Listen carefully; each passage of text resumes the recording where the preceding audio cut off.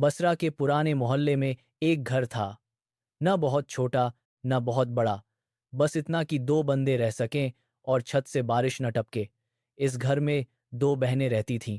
बड़ी का नाम मरियम था और छोटी का नाम नूर। उनके अब्बू हाजी अब्दुल सत्तार कभी शहर के बाजार में कपड़े बेचा करते थे।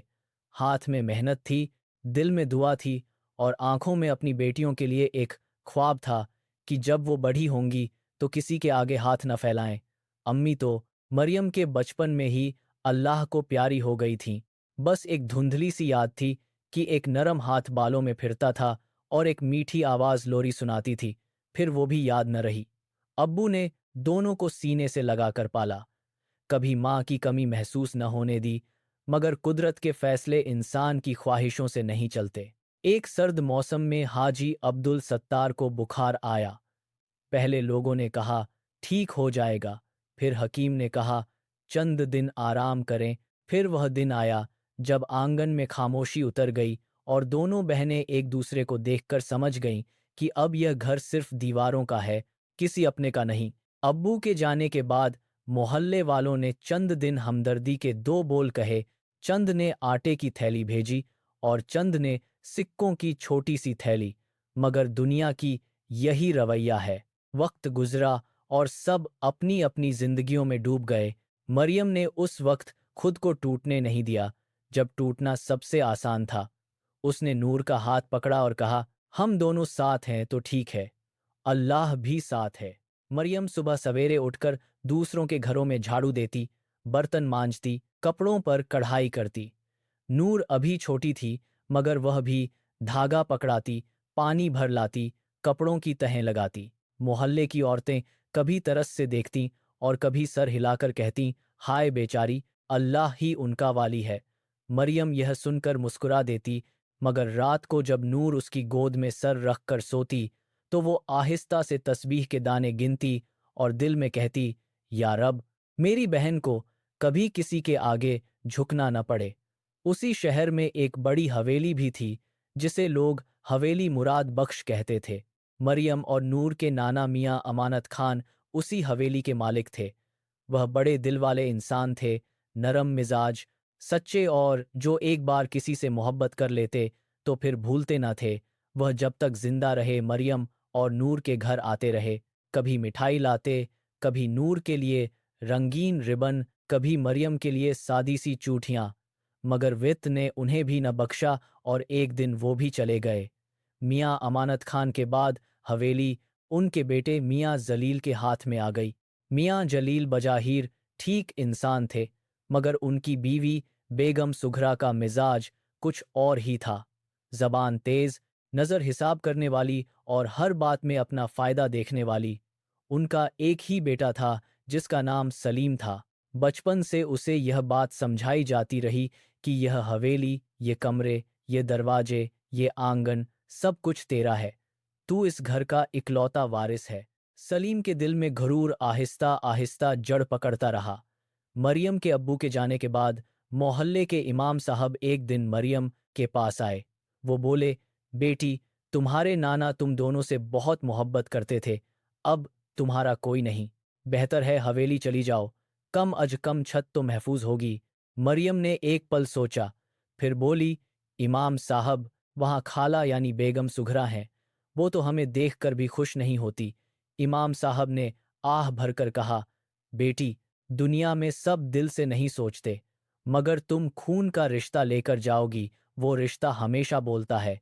अगले दिन हवेली से दो नौकर आए और दरवाज़ा खटखटाया। मरियम ने नूर का हाथ थामा और कहा, हम दोनों साथ जाएंगे। नौकर ने कंधे उचकाए और कहा, जैसी मर्जी। दोनों बहनें चल पड़ीं। नूर ने रास्ते में आहिस्ता से पूछा, आपा, अब्बू कहते थे नाना की हवेली बहुत रोशन है। मरियम ने मुस्कुराकर जवाब दिया, अब्बू ने वहां के लोगों को नहीं, अपनी यादों को देखा था। हम आंखें खोल कर देखेंगी। हवेली का बड़ा दरवाजा खुला तो जैसे एक और दुनिया सामने आ गई। ऊंची छतें, लंबा आंगन, पुराना कुआं और चारों तरफ कमरे। मगर इस शान के दरमियान मरियम को खुद में एक मामूली सी लकीर महसूस हुई। बेगम सुघरा मखमल के तकियों से टेक लगाकर बैठी थीं, चेहरे पर वही सर्द तासुर जिसमें न मोहब्बत थी न मुकम्मल नफरत, बस एक हिसाब सा अंदाज़ा। मियाँ जलील के चेहरे पर बीमार सी जर्दी थी। मियाँ जलील ने गला खांसकर कहा, तुम दोनों का कोई नहीं तो हम तुमको सड़क पर नहीं छोड़ सकते। यहाँ रहोगी तो भूखी नहीं मरोगी। अल्फाजा में नरमी कम और एहसान ज्यादा था। मरियम ने सर उठाकर कहा, हम आपके एहसान के मोहताज नहीं होना चाहते, बस इतना चाहते हैं कि किसी के सामने हाथ न फैलाना पड़े। घर का काम हो, सीना कढ़ाई हो, जो कहेंगे करेंगे, मगर इज्जत बाकी रहे। बेगम सुघरा के चेहरे पर नागवारी आई, मगर मियाँ जलील ने हाथ से इशारा किया, जाओ, नौकरानी तुम्हें कमरा दिखा देगी और सुबह से काम में लग जाना। इस एक जुमले के साथ गोया उनकी नई जिंदगी का दरवाजा खुला। तंग से कमरे में गुजारी जो आंगन के एक कोने पर था। छत नीची, दीवारों पर नमी के निशान और फर्श पर एक पुरानी दरी बिछी थी। नूर ने आहिस्ता से कहा, आपा, क्या यह वही हवेली है जिसका जिक्र अब्बू की आंखों में चमक आ जाती थी? मरियम ने दरी पर बैठते हुए जवाब दिया, शायद वो इस हवेली को लोगों से नहीं अपनी यादों से देखते थे। चीजें बदल जाती हैं नूर, मगर दिल में बसे नक्श वही रहते हैं। सुबह होते ही मरियम को हवेली के कामों में लगा दिया गया। कभी बावर्ची खाने में सब्जी काटना, कभी बर्तन मांजना, कभी आंगन में झाड़ू, तो कभी ऊपर के कमरों में धूल साफ करना। नूर को पहले कम काम दिया गया, मगर दिन ब दिन उसके हाथ भी वैसे ही सख्त होने लगे। बेगम सुघरा बालकनी से झांक कर दोनों बहनों को देखती और अपनी सहेलियों से कहती, ले जी, कम से कम मजदूरों को अलग तनख्वाह तो नहीं देनी पड़ेगी। खून के रिश्ते का यही तो फायदा है। यह बात मरियम के कानों में तीर की तरह लगती। हवेली में एक बूढ़ा नौकर भी था जिसे सब करीम चाचा कहते थे। वह आहिस्ता चलता, खरीस माता, आहिस्ता चलता, कम बोलता और अक्सर खामोशी से आंगन के किनारे बैठकर तस्बीह पढ़ता रहता। एक दिन जब मरियम अकेली झाड़ू दे रही थी, करीम चाचा उसके करीब आए और रुक कर बोले, तुम्हारी आंखें तुम्हारी नानी जैसी हैं। वह भी यूं ही किसी की बात सुनते हुए नीची कर लेती थीं, मगर अंदर आग जल रही होती थी। मरियम चौंककर झाड़ू रोककर बोली, आप नानी को जानते थे चाचा? मैं इस ही हवेली में उस वक्त से हूं जब तुम्हारी माँ अपने बाप के आंगन में गुड़िया के साथ खेला करती थी। तुम दोनों में मैंने उसी बच्ची की झलक देखी है, इसलिए दिल तुम्हारी तरफ खिंचता है। इस दिन के बाद करीम चाचा कभी कभी मरियम और नूर के पास आ बैठे, उन्हें छोटे छोटे किस्से सुनाते। वह बताते हैं कि कैसे मियाँ अमानत खान आखिरी दिनों में अक्सर कह दिया करते, मेरे बाद ये हवेली मेरे पोते की नहीं, मेरी नवासियों की अमानत है। लड़के तो बाहर जाकर भी अपना रास्ता बना लेते हैं, बेटियां घर की दीवारों के सहारे जीती हैं। मरियम जब यह सुनती तो उसके दिल में एक अजीब सी गर्मी भर जाती। वह खुद से पूछती, अगर नाना वाकई ऐसा सोचते थे तो फिर आज हमारी जगह यह क्यों है? हम इस हवेली के कोने में दुबक कर क्यों बैठे हैं? मगर वह जबान से कुछ न कहती, सिर्फ दिल में सवाल उठता और फिर खुद ही आंसुओं के साथ ढह गया जाता। हवेली में एक और शख्स था जो बाकी सबसे मुख्तलिफ था। वो था याहिया। वो मियाँ जलील का भांजा था जिसके वालिद दूसरे शहर में रहते थे। याहिया कुछ सालों से शहर के एक मदरसे में दिन और दुनिया की तालीम ले रहा था। कभी कभार हवेली आता, किताबें लेकर एक तरफ बैठ जाता और खामोशी से मुताला करता। बाकी लड़कों की तरह वो न गुरूर से चलता न ऊंची आवाज में बात करता। एक दिन नूर पानी का मटका उठाकर कुएं की तरफ जा रही थी कि उसका पांव फिसल गया और मटका उसके हाथ से छूटकर टूट गया। आवाज सुन कर बेगम सुघरा की चीख निकली, यही रह गया था। अभी अभी मटके खरीद कर लाए हैं और यह लड़की आते ही तोड़ने लगी। नूर की आंखों में आंसू आ गए। खाला जान, मैंने जानबूझकर नहीं तोड़ा, मेरा पांव फिसल गया था कसम से। बेगम सुगरा की डांट अभी चल ही रही थी कि यहिया वहां आ गया। उसने टूटे हुए टुकड़ों को देखा, फिर नूर के कांपते हाथों को, और आहिस्ता से बोला, खाला जान, मिट्टी के मटके तो बाजार से दोबारा आ जाएंगे, मगर एक यतीम बच्ची के दिल का टुकड़ा जो आपने अभी तोड़ा है, वो कहाँ से लाएंगे? बेगम सुघरा ने नागवारी से मुंह फेर लिया, हो गया।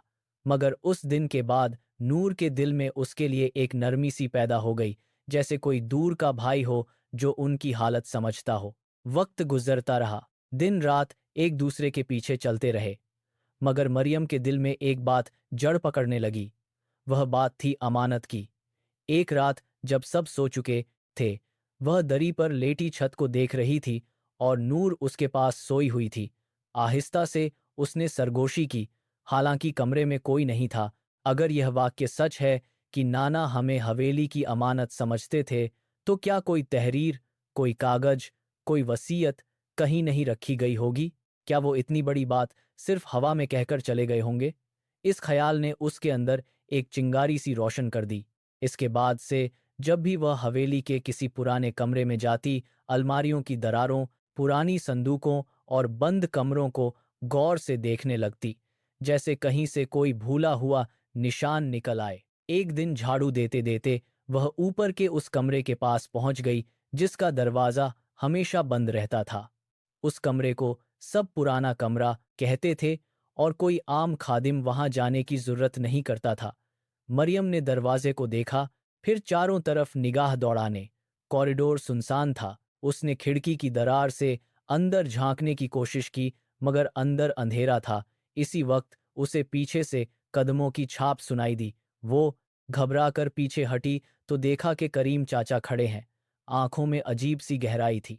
उन्होंने धीरे से कहा, बेटी, मगर हर सच बोलने का भी अपना वक्त होता है। मरियम ने बेखतियार पूछ लिया, चाचा? करीम ने लंबी सांस ली। तस्बीह के दानों पर उंगली फेरते हुए बोले, हक कभी मर नहीं जाता, बस आजमाइश के दिन लंबे हो जाते हैं। तुम सब्र रखो और जब वक्त आए तो डरना मत। वो पलट गए, मगर उनके अल्फाजा मरियम के दिल में गूंजते रहे, जैसे किसी ने दूर से अजान दी हो और वो आवाज सीने में जाकर ठहर गई हो। एक शाम जब आसमान पर बादल छाए हुए थे और हवेली के आंगन में हल्की हल्की हवा चल रही थी, सलीम चुपके से मरियम के पास आया। वह उस वक्त आंगन के किनारे बैठकर कपड़ों पर कढ़ाई का काम कर रही थी। सलीम ने आहिस्ता से कहा, मरियम, तुम अब इस घर की वारिस हो और मैं भी। अगर चाहो तो हम दोनों मिलकर इस हवेली को संभाल सकते हैं। तुम्हें मेरी मदद चाहिए। और उसके लहजे में वही गुरूर था, मगर चाल दूसरी थी, जैसे वो अपनी बात के साथ साथ कोई फायदा भी ढूंढ रहा हो।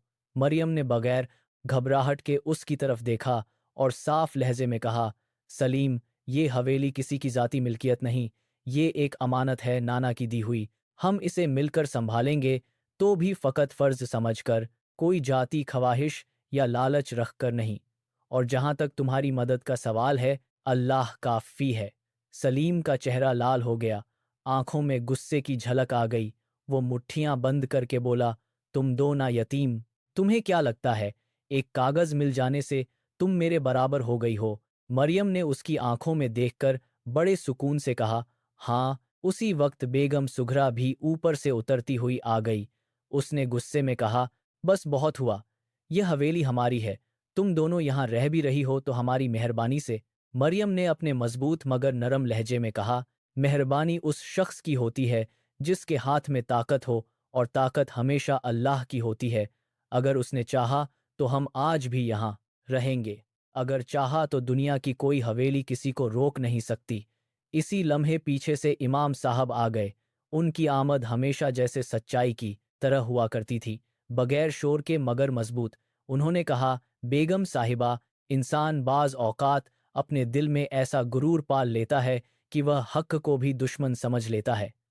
अगर यह हवेली आपकी होती तो अल्लाह कभी भी इन बच्चियों के हक के लिए रास्ता न खोलता। बेगम सुघरा जैसे थक कर बैठ गई।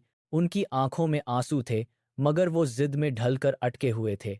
आखिरकार उन्होंने हार मानने की सी कैफियत में कहा, ठीक है, जो तहरीर में लिखा है वही हो। हम लड़ झगड़ कर और क्या पालेंगे? यह पहला पहर था जब दुश्मनी कम होने लगी, मगर कहानी अभी खत्म नहीं हुई थी। दोपहर का वक्त था, सब लोग ऊपर के कमरों में आराम कर रहे थे और मरियम बावर्ची खाने में प्याले साफ कर रही थी। इसी दौरान भागता हुआ एक नौकर आया और घबराकर बोला, मरियम बीबी, फौरन ऊपर आइए, साहब की तबीयत अचानक बिगड़ गई है। खाला जान ने तुम्हें बुलाया है, पड़े हैं। सांस फूली हुई है और चेहरा वर्द। बेगम सुर्रा घबराहट में हाथ मल रही थी। मरियम आगे बढ़ी, पानी का प्याला लिया और मियाँ जलील के होठों से लगाया। उसने आहिस्ता से कहा, चाचा जान, दिल मजबूत रखिए, कुछ नहीं होगा। मैं इमाम साहब को बुला लाती हूँ, पहचान रहे हों। होठों से बड़ी मुश्किल से बोले, तुम्हारी माँ की आंखें, तुम वही। फिर बेजान सा हाथ नीचे गिर गया। बेगम सुघरा ने फौरन चीख मचाई, ये लो मर ही गया, कोई पानी लाओ। मरियम का हाथ पकड़ने की कोशिश की थी, फिजा सोग में डूब गई। लोगों का आना जाना शुरू हो गया। दफ्फन के बाद हवेली में एक अजीब सा सन्नाटा छा गया। बेगम सुघरा की आंखें सूजी हुई थीं, मगर उनमें दुख कम और परेशानी ज्यादा थी। वो फिक्रमंदी में बार बार हिसाब रखतीं कि अब हवेली के कागज कैसे संभाले जाएं, मालिकियत किस तरह जाहिर की जाए, और अहम तरीन सवाल, क्या कोई पुरानी तहरीर तो नहीं जो उनके खिलाफ जा सकती हो। अगले दिन हवेली में इमाम साहब ताजियत के लिए आए। उन्होंने बैठते ही कुछ देर खामोशी इख्तियार की, फिर बोले, मियाँ, अमानत खान मरहूम ने अपनी आखिरी बीमारी के दिनों में कुछ बातें बहुत तवज्जो से कही थीं। आज शायद वक्त है कि वो बात सामने आ जाए। बेगम सुघरा का चेहरा सख्त हो गया। मौलवी साहब, गम के वक्त ऐसी बातें करने से बेहतर है आप सूरा पढ़ दें। इमाम साहब ने उसे नज़रअंदाज किया और सीधा मरियम की तरफ देखा।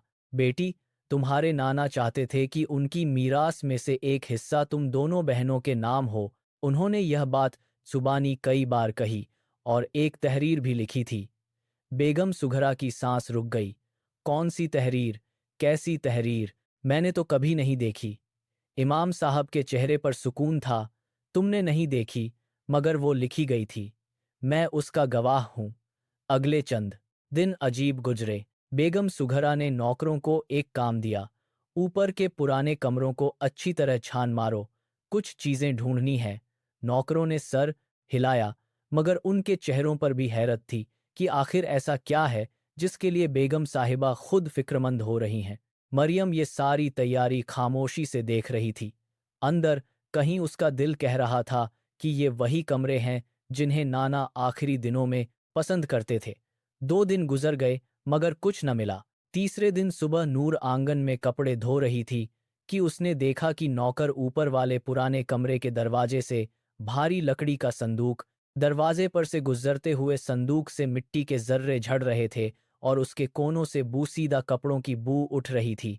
बेगम सुघरा सोफे पर बैठ सख्त नजरों से उसे देख रही थी, जैसे दिल में कह रही हो कि सब खत्म हो जाए, बस कुछ न निकले। जब संदूक खोला गया तो उसमें पुराने कपड़े, चंद पुराने खत और कुछ टूटी फूटी किताबें थीं। बेगम सुगरा ने एक एक चीज निकाल कर फेंकी। यह फजूल चीजें क्यों रखी हुई थीं? यह कमरा तो बेकार सामान से भरा पड़ा था। वह बार बार कहती थी, मगर आवाज में सुकून कम और घबराहट ज्यादा थी। मरियम कुछ फासले पर खड़ी थी, दिल जैसे पसलियों में अटक गया था। वह हर खत, हर कागज को ऊपर से ही देख रही थी, मगर दिल में अजीब सी उम्मीद भी जागी हुई थी। फिर वो लम्हा आया जिसका शायद बरसों से इंतजार था। संदूक के निचले हिस्से में लकड़ी की पतली सी तख्ती थी, जैसे किसी ने जानबूझकर नीचे छुपाई हो। नौकर ने उसे उठाने के लिए हाथ बढ़ाया तो वह तख्ती जोर से चटक कर एक तरफ हो गई और उसके नीचे एक पुराना पीला कागज बंद लिफाफे में नजर आया।